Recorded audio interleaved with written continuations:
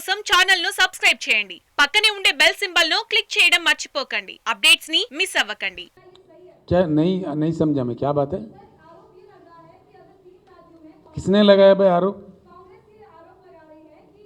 यानी कि कांग्रेस डर रहा है, चुनाव में जाने के लिए कांग्रेस डर रहा है, इससे साफ जाहिर है। बस यही जवाब है मेरा, और क्या है? मैं क्या, राहुल गांधी क्या फैक्टर है जी, मालूम है सबको दुनिया में। The biggest buffoon in the country, everybody knows. Whole country has seen in the open assembly how he went to Mr. Narendra Modi and hugged him, the way he is winking. वो क्या है, वो तो हमारे लिए property है, जितना वो आए ना उतना हम ज़्यादा सीट जीतेंगे। there is a limit, see, that is the reason, please. Rahul Gandhi inherited the legacy of the Congress Delhi Sultanate. He is the legal heir of the Congress empire of Delhi. That is the reason I appeal to the people, let us not become slaves to Congress, slaves to Delhi. मैंने साफ बताया कि दिल्ली के लिए हमको कोई गुलाम नहीं बनना चाहिए। तेलंगाना का निर्णय तेलंगाना में होना चाहिए। ये तेलंगाना जनता फैसला ले। इन लोगों को इतना भी नहीं है, जाके दरवाजे के पास बाहर खड़े होते हैं 4-4, 5-5 घंटे। इनका हालत मैं जानता हूँ। इनका टिकट भी यहाँ तेलंगाना में नहीं देते, दिल्ली में देते, भीख मांगते हैं लोग। हम वो नहीं चाहते। Telangana should not forgo it's self respect. Delhi के गुलाम हमको नहीं बनना है।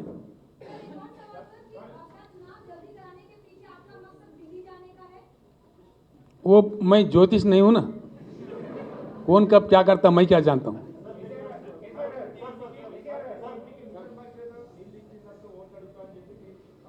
హండ్రెడ్ వస్తే నీకు ఎందుకు బాధ అవుతుందో నాకు అర్థం కాదు. ఇప్పుడు 22,600 గ్రామాలకు వచ్చినాయి. ఇప్పుడు ఇంకొక ఆవాసాలు, గ్రామాలు ఆవాసాలు కదా, గ్రామాలు మీకు ఆవాసాలు హ్యాబిటేషన్స్ అని ఆవాసం అంటారు మీరు, అట్లా కాదు, అన్నిటికి వచ్చేసినాయి. జస్ట్ ఇంకొక 1100ని అనదర్ 4-5 డేస్లో బల్క్ వాటర్ అయిపోతూ ఉంది. Almost close to 46% door to door connections అయిపోయినాయి. అది చిన్న విషయం, అది ఆటోమేటిక్ ఏ ఊరికి ఆ ఊరిలో జరిగిపోతుంది. అవి ఇంకా రాబోయేటువంటి ఒక నెల 10 రోజులు అది కూడా కంప్లీట్ అయిపోతుంది. Don't worry, it's my promise కదా. ఒకవేళ మేము ఇయ్యలేదనుకో మాకు ప్రజలు ఓట్లేరు కదా, నీకెందుకు బాధ? కాళిదాస్ గారు చెప్పండి, ఆయన కానివ్వండి ఆయన నిన్న గంట అయినా ఉంటారు, తొందర ఏం లేదు నాకు. ఇప్పుడు ఏం లేదు, అభ్యర్థుల మీటింగ్ ఒకటే ఉంది. ఇక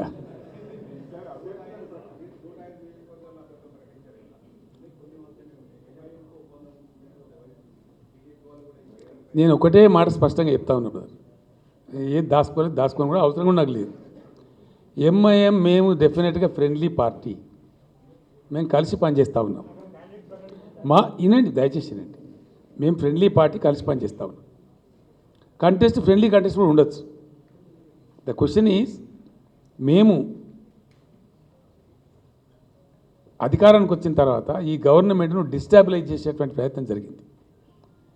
అసదుద్దీన్ ఓవైసీ గారు ఢిల్లీలో ఆయనకు విషయం తెలిస్తే అక్కడి నుంచి నాకు స్టేట్గా ఫోన్ చేసినారు. क्या है चंद्रशेखर साहब, रियासत नहीं बने तक नहीं बने, आज बने। हाँ, तेलंगाना रियासत को जीने नहीं देते क्या? मैं आपके साथ हूँ, मैं సపోర్ట్ డిక్లేర్ करताను. నేను రిక్వెస్ట్ చేయకుండా తెలంగాణ స్టేట్ ఇంట్రెస్ట్లో ఈ రాష్ట్రం ఉండాలి, స్టెబిలిటీ ఉండాలని చెప్పి వాలంటరీగా డిసిషన్ తీసుకొని సపోర్ట్ డిక్లేర్ చేసినటువంటి పార్టీ మజ్లిస్ పార్టీ. ఆ రోజే మేము వాళ్ళకి థ్యాంక్స్ చెప్పి డిక్లేర్ చేసినాం. డెఫినెట్గా మేము ఫ్రెండ్లీ పార్టీగా ఉన్నామని, ఖచ్చితంగా ఫ్రెండ్లీ పార్టీగా ఉన్నాం, అట్లే పనిచేస్తా ఉన్నాం. వాట్ ఈజ్ రాంగ్ అండి? మేము ఓపెన్గా చెప్తాం, దాచుకోలే. డెఫినెట్గా మేము సెక్యులర్ పార్టీ, 100% సెక్యులర్ ఉంటాం.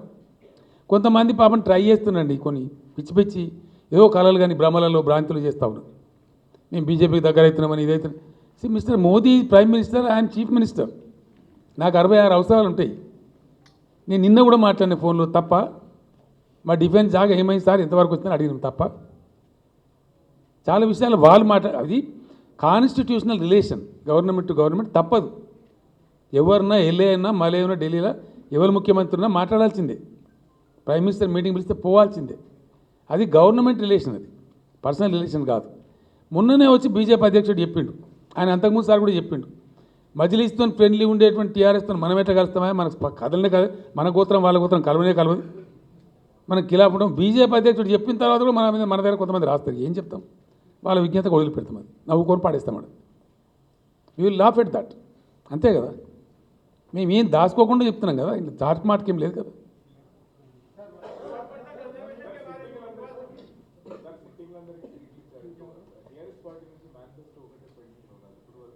ఏంది బ్రదర్ ఈ కమిటీ? ఇది కూడా ఇచ్చేది, పేపర్స్ ఇచ్చేయండి వాళ్ళకి. ఇచ్చిండ్రా మేనిఫెస్టో కమిటీ?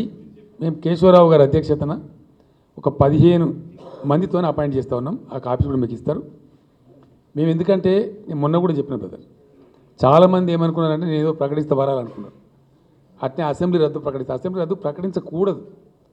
అది కౌన్సిల్ ఆఫ్ మినిస్టర్స్ ఒక రైట్ తప్ప ఏ మనిషి రైట్ కాదు. ఒక సింగిల్గా మా డిప్యూటీ సీఎం కడియం గారు చెప్పలేరు, నేను సింగిల్ సీఎంగా చెప్పలేను.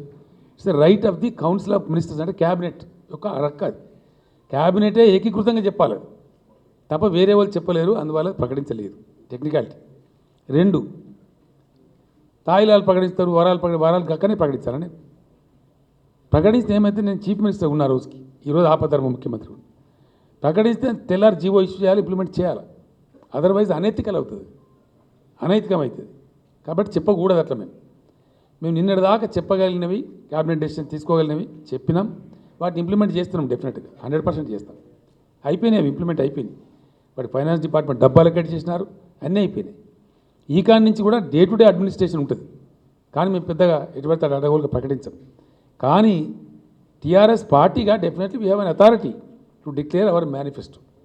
అంటే రాబోయే ఎన్నికల తర్వాత, రాబోయే ఆర్థిక సంవత్సరం నుంచి టీఆర్ఎస్ పార్టీ గెలిచి అధికారంలోకి వస్తే, ప్రజలు దీవిస్తే మేము ఏమేం చేస్తామనేది కొద్ది రోజులలో కేశవరావు గారి అధ్యక్షతన స్టడీ చేస్తారు మా వాళ్ళు. ఇందులో అన్ని వర్గాలు ఉన్నారు, అందరికి కూడా చోటు ఉంది. 15 మెంబర్స్ని పెట్టిన ఉద్దేశం కూడా అదే. కొంచెం లార్జర్గా ఇప్పటిదాకా మేము ఏం చేసినాం, ఇంకా ఏం చేయబోతాం, వాటన్నిటిని ఎట్లా చేయాలా, ఇంకా పెంచాల్సిన ఏంటివి, రేపు 5 ఏళ్లలో మనకి ఎంత ఇన్కమ్ వస్తుంది, మాకు అంత అవగాహన ఉంది. మేము ఎటు పెడతాడు చెప్పాం గుడ్డిగా. రాబోయే 5 years మీద మాకు పూర్తి అవగాహన ఉంది. ప్రభుత్వ ఆదాయం ఎంత ఉంటుంది, రిసీట్ ఎంత ఉంటుంది, ఏం జరుగుతుంది, ఏం జరగదు అనేది ఒక అవగాహన ఉంది మాకు. కాబట్టి బాధ్యతగా మేము చెప్పాలి. మేము fully confident in our capacity and the trust in people is 100+ స్థానాలతో మేము గెలుస్తాం. ఎన్నెన్న అలయన్స్లు పెట్టుకోమనండి, ఏమన్నా పెట్టుకోమనండి, we don't bother about that. ఎవరు కలుసుకుంటే మేము వద్దంటే ఊకుంటారా, లేకపోతే కలుస్తారా? ఎవరిని మేము కలుగుకుంటే కలుస్తారా? కలవరు కదా. కాబట్టి మేము మా దారి మేము పోతా ఉన్నాం. మేము స్పష్టంగా డిక్లేర్ చేసినాం, మేము ఒంటరిగానే పోరాటానికి పోతామని. ఒంటరిగానే పోతున్నాం. మజ్లిస్ మాకు ఫ్రెండ్లీ పార్టీ అని చెప్పినాం, ఈరోజు కూడా చెప్తా ఉన్నాం. ఏం అరమరికలు లేవు. అభ్యర్థులను ఆల్రెడీ 105 ప్రకటించినాం, మిగిలిన జస్ట్ ఓన్లీ 14. అది పెద్ద ఇష్యూ కాదు. నేను వ్యక్తిగతంగా మాట్లాడాల్సిన అక్కడ ఉంది, రన్అప్లో కాకుండా అని. So that there is no wrong decision అని చెప్పి అనుకున్నాం. రాబోయే 2, 3, 4, 5 రోజుల్లో వాళ్ళని పిలిచి నేను కానీ మా డిప్యూటీ సీఎం కానీ ఇంకోళ్ళు కానీ మాట్లాడతాం. మిగతా అభ్యర్థులను కూడా ప్రకటిస్తాం షార్ట్ పీరియడ్, వీలైనంత షార్ట్ పీరియడ్లో. మేనిఫెస్టోలో కూడా భవిష్యత్తులో తిరిగి టీఆర్ఎస్ అధికారంలోకి వస్తే చేపట్టబోయే కార్యక్రమాలను మా ఎలక్షన్ మేనిఫెస్టోలో స్పష్టంగా చెప్తాం. ఆయన అన్నాడు సార్, ఆయన మాట్లాడింది ఒకళ్ళు దయచేసి एक मिनट పెట్టారు. చాలా వరకు కాదండి, 100% చేసినాం. నేను ఏమంటున్నాను బ్రదర్, సారీ, ఉద్యోగ నియామకాలు వాళ్ళు 10 ఏళ్ళలో చేసిన దానికంటే మేము ఎక్కువ చేసినాం. Please note it kindly. వాళ్ళు 10 yearsలో చేసిన దానికంటే మేము ఎక్కువ చేసినాం. Then they should keep quiet. They know that is the reason I said all are baseless, mindless, meaningless allegations.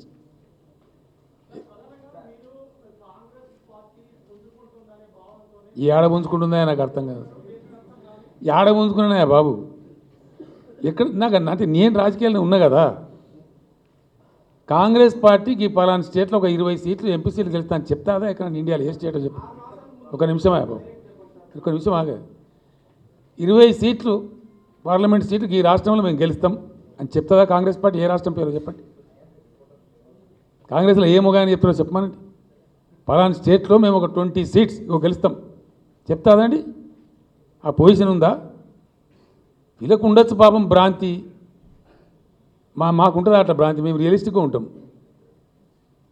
వాళ్ళ శాసనసభ్యులు చనిపోయిన కాడ నారాయణ ఖేడ్లో ఆయన కొడుకే అభ్యర్థి. మేము 53,000 మేరతో గెలిచినాం. ఈ కాంగ్రెస్ పుంజుకున్నట్ట పోయినట్ట? పాలేరులో వెంకటరెడ్డి గారు చనిపోతే ఆయన భార్య సుచరితారెడ్డి గారే అభ్యర్థి. మేము 46,000 మేడతో గెలిచినాం. ఏడ ఉంచుకున్నదని కాంగ్రెస్ చాలా క్రిటికల్ అని భావించే జిహెచ్ఎంసీలో 5 సీట్లు రాలే కాంగ్రెస్కు. కాంగ్రెస్ మాకు భయం, దాంతో కథన వచ్చినాయంటే జిహెచ్ఎంసీలో వచ్చినాయా? ఆ నారాయణ అన్నాడు ఆయన పాపం సిపిఐ చెవు కోసుకుంటాను. నేను బతిరాన ఉండగరా ఆయన కౌంటింగ్ నాడు హైదరాబాద్. మళ్ళీ ఒంటి చెవు నారాయణ చూడబుద్ధి కాదు నాకు. మళ్ళీ ఇప్పుడు మిడకాయ కోసుకుంటాడు ఇప్పుడు. అంటే నేను అనేది బట్టిగా యుఫోరియాలో మాట్లాడు వేరు. ప్రాక్టికల్ ఇప్పుడు ఈ గత 4 ఏళ్ళలో జరిగిన ఉప ఎన్నికలు కానీ వాటి ఫలితాలు కానీ మంచి కానీ మీ అందరి ముందున్నాయి కదా, ప్రపంచం ముందు. అవన్నీ అట్లుండగా బట్టి పక్కకు పెట్టి ఏదో కాంగ్రెస్ పుంజుకుంటే ఏడ పుంజుకుని వాళ్ళు వద్దన్నారా పుంజుకుంటే? ఇక పుంజుకునేందుకు గుంజుకునేందుకు దా ఎలక్షన్ పోదాంపా. ఆడ ప్రజలు తెలుస్తారు కదా నువ్వెంత పుంజుకున్నావు నేను ఎంత పుంజుకున్నాను. ఆడ కొడిచేపాయ కథ. ఇక దానికి అంగి చొక్కాలు తీసుకుంటే ఎందుకు అనవసరంగా? ఇప్పుడు నేను ఎక్కడ తీసుకుపోయానండి? They should be very happy. నిజంగా వాళ్ళు పుంజుకుంటుంటే, నిజంగా మేము తన వీక్ అయి ఉంటే, వాళ్ళు అన్నట్టు మేము మా వాగ్దానాలు అమలు చేయకపోతుంటే మేము భయపడాలి. వాళ్ళకేం భయం నాకు అర్థం కాదు. They should be very happy. They should welcome it.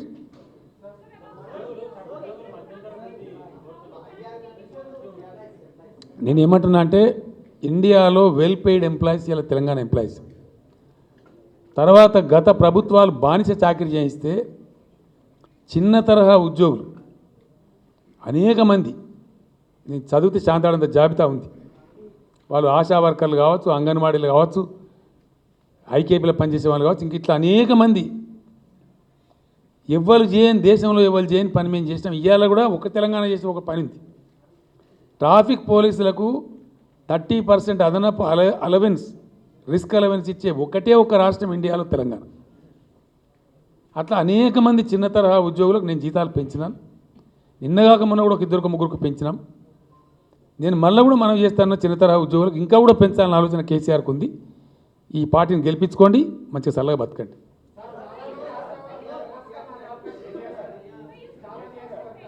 ఏమంటారండి?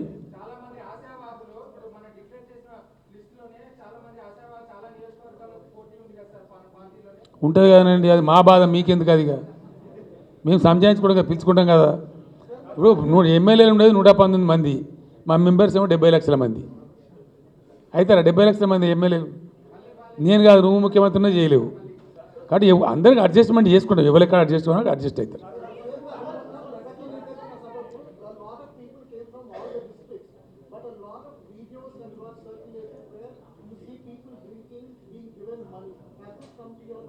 I'm sorry, these are all silly things. I don't want to answer this question. There is no meaning. There is no meaning. Nothing was seen. అట్లేం లేదండి, అట్లేం లేదు. చాలా చాలా దీర్ఘకాలిక ప్రయోజనాలు చేకూర్చే అనేక పనులు మేము స్టార్ట్ చేసినాం. ఇరిగేషన్ ప్రాజెక్టులు కావచ్చు, ఇన్ఫ్రాస్ట్రక్చర్లో చరిత్రలో ఎప్పుడు లేనంత బాగా రోడ్లు ఉన్నవి. అన్ని చాలా పనులు చేసినాం మేము, ఇంకా చాలా ఉన్నవి. పారిశ్రామికీకరణ చేస్తూ ఉన్నాం. 7,000 పరిశ్రమలు కొత్తవి వచ్చినాయి.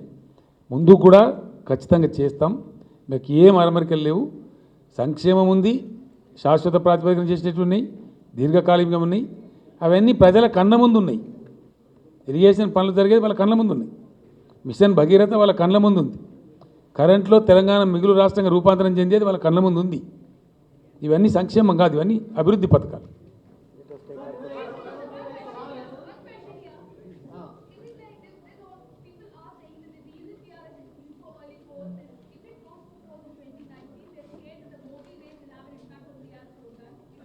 Sorry, I did not get you.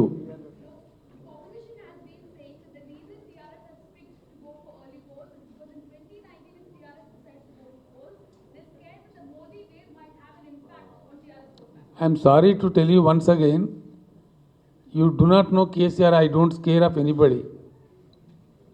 I only scare for the people. We are not scared of anybody. Sorry.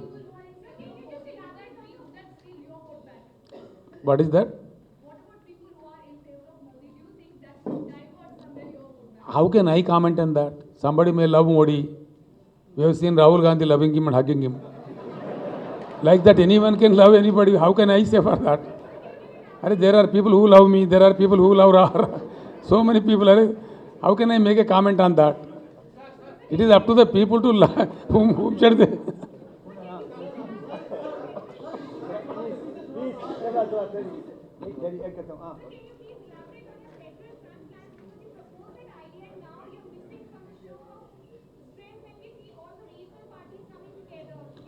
Yes, I stand by that. I stand by that. I amply clear. I just now I told to my daughter-like reporter, I am amply clear in my mind. I told this openly to the Honorable Prime Minister and to the entire Union Cabinet much before the 29 state chief ministers in the recently held Niti Aayog at Delhi. Please నీకు వచ్చే నేను అర్థం కాదు వినవా బాబు మొత్తం దేశం సంగతి చెప్తా నువ్వు centre has kept so many powers with them for the administrative convenience in the country the founding fathers of constitution of India in those days under the chairmanship of Dr. B.R. Ambedkar, they wrote the constitution and created certain things. There are certain anomalies. Centralization should go in the process of expanding democracy. Most unfortunately in our country, centralization is growing. Yes, I am straight alleging this. I told the Honorable Prime Minister openly, why center is keeping education subject with them? Why they are not reviewing the concurrent powers list? Why there should be concurrent list at all? Why the state should not be given autonomy? Why health department is kept with the central government? What is that they have to do? Coastal area, different diseases are there. Cold area, there are different diseases. What the center has to do with that? Rural development, why it is kept with the center? Urban development, why are keeping with them? They should all give it away to the states, which they are not prepared. We have been demanding in the future to go. I will unite all the regional parties for demanding greater autonomy to the states, transfer of so many subjects to the state. This is KCR, my demand will continue.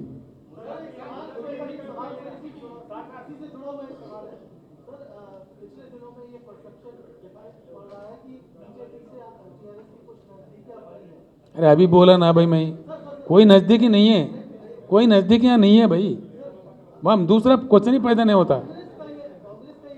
देखिए कोई नज़दीक है ही नहीं है, very sorry.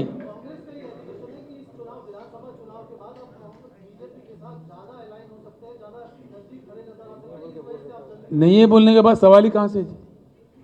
There nothing, it's all rubbish. ఏదండి ముందుంటే ఎవరికి election తర్వాత బయలుపడుచుకుంటారు రాహుల్, నాకు అర్థం కాదు. ఎలక్షన్ అయిపోతే తలవాళ్ళగా నా తెలియదు ఇంకేముంటుంది. After election there nothing will remain, you know. ఇక టీడీపీ ఉన్నదా పొత్తు పెట్టుకోవడానికి ఏదో చర్చ, నాకు అర్థం. 17 సర్వేలు తెప్పిస్తే ఎక్కడ కూడా 0.1 0.2 తప్ప ఎక్కడ లేదు. అది లేని దాని గురించి ఎందుకు మాట్లాడతారా? ఒకటి ఇనే ఒకటి. రెండవది అట్లా పెట్టుకుంటే కాంగ్రెస్ పాపం డిపాజిట్ కూడా రావు. రీజన్ వైజ్ పొద్దున లేస్తే మా మీద అబాండాలు వేసే చంద్రబాబు నాయుడు, పొద్దున లేస్తే కృష్ణానది మీద ఉత్తరాలు వేసే చంద్రబాబు నాయుడు, కేసులు వేసే చంద్రబాబు నాయుడు సుప్రీంకోర్టులో, గోదావరి నీళ్ళ కాడ, కృష్ణా ప్రాజెక్టుల కాడ. వీళ్ళు పోయి గావాలతో పెత్తన పెట్టుకుంటారా? నాకు అర్థం కాదు. ఇది రాజకీయమా? దాన్ని మీరు సమర్థిస్తారా? ఇదో వార్తనా? కాంగ్రెస్ టీడీపీ పొత్త ఎంత అసహ్యమా, ఎంత జుగుప్సాకరం, సిగ్గుడు ఉండాలి. మళ్ళీ ఆంధ్ర పార్టీని తెచ్చి వాళ్ళకి ఇదే అంటున్నా గులాంగిరి అని అనేది. తెలంగాణ మళ్ళీ ఆంధ్ర పార్టీలకు గులాం కావద్దు. తెలంగాణ స్వతంత్రంగా ఉండాలి. లేచినోడో లేవనోడో తెలంగాణనే శాసనకర్త ఉండాలి. That should be the spirit of Telangana. KCR సాధించడం నీకు అభ్యంతరం ఉందా? అరే అవునా, ఇప్పుడు ఎన్టీఆర్ కన్నా చంద్రబాబు నాయుడు కన్నా మొగోడాన్ని నేను మొగోని కావచ్చు తప్ప ఎవరికరిక? అదే చెప్పేదినే. Best answer I'm giving you. NT Rama Rao కన్నా మొగోడా, కేసీఆర్ అని నేను కావచ్చు తప్ప వద్దా? నేను చెన్నారెడ్డి కన్నా మొగో, నేను ప్రూఫ్ కాలేదా? చెన్నారెడ్డి పేలేంటి, నేను తెచ్చిన తెలంగాణ కాదంటవా? ఏం అదర్ సైడే? టోటల్ నా సైడ్ అంతా నీ ముందు, నేను మళ్ళీ అదర్ సైడ్ ఎక్కడ? మళ్ళీ వేరే సైడ్ నాకు కూడా కథ ఇది. నువ్వు మా ఇంట్లో పంచాయతీ పెట్టిస్తావా ఏంది?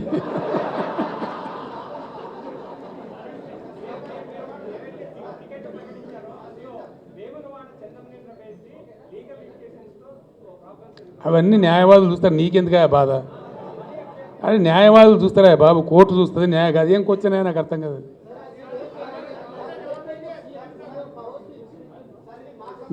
No restriction, nothing. There is nothing like a caretaker government. అయ్యా ఇదేవా చెప్పు. There is nothing like a caretaker government in the Constitution of India. The government of the day is considered to be the government. That's all. అయితే ఏం చేయాలి ఏం చేయొద్దు అనేది నైతికపరమైన obligation, moral obligation ఉంటుంది. మేము మా limits, I know my limits, I will behave accordingly.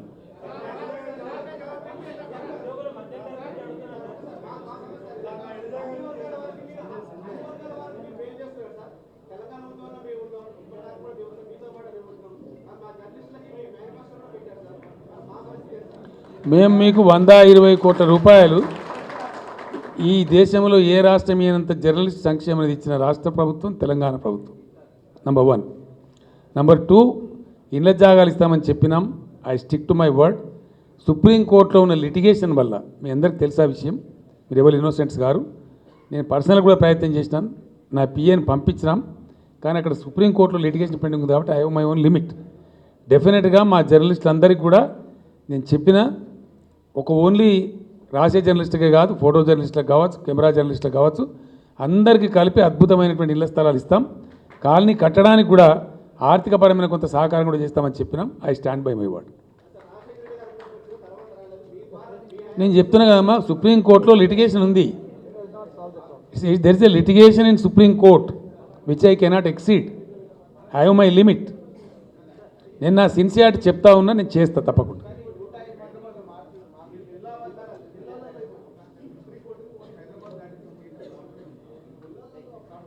కొంతమందికి ఇచ్చిండ్రు, కొంతమందికి ఇయ్యలేదు, ప్రాసెస్లో ఉంది. ఇప్పుడు నా కాన్స్టిట్యూన్సీ ఉంది ఫర్ ఎగ్జాంపుల్, అక్కడ ఇచ్చినారు. ఎక్కడెక్కడైతే ఫెసిలిటీ ఉందో మా మినిస్టర్లు కూడా చాలా దగ్గర ఇప్పించినారు. అవకాశం ఉన్న చోట ఇప్పిస్తూ ఉన్నారు. We will complete even that also. తప్పకుండా ఇస్తాం. నాకెట్లా తెలుస్తుంది? నాకు అర్థం కాదు. నేను ఏమంటున్నాను, నాకెట్లా తెలుస్తుంది అంటున్నది. నాకెట్లా తెలుస్తుంది అంటున్నా. సారీ, మంచిగానే ఉంటే మంచిగానే అయిపోయి, ఇంక మళ్ళీ మార్పు ఎందుకుంటే నాకు అర్థం కాదు. అంతే కదా. ఏమంటారు బ్రదర్? డెఫినెట్గా చేస్తాము. నేను నా లిమిట్స్ నాకున్నాయని చెప్పి నేను ఆ లిటిగేషన్ వల్ల చేయలేదు.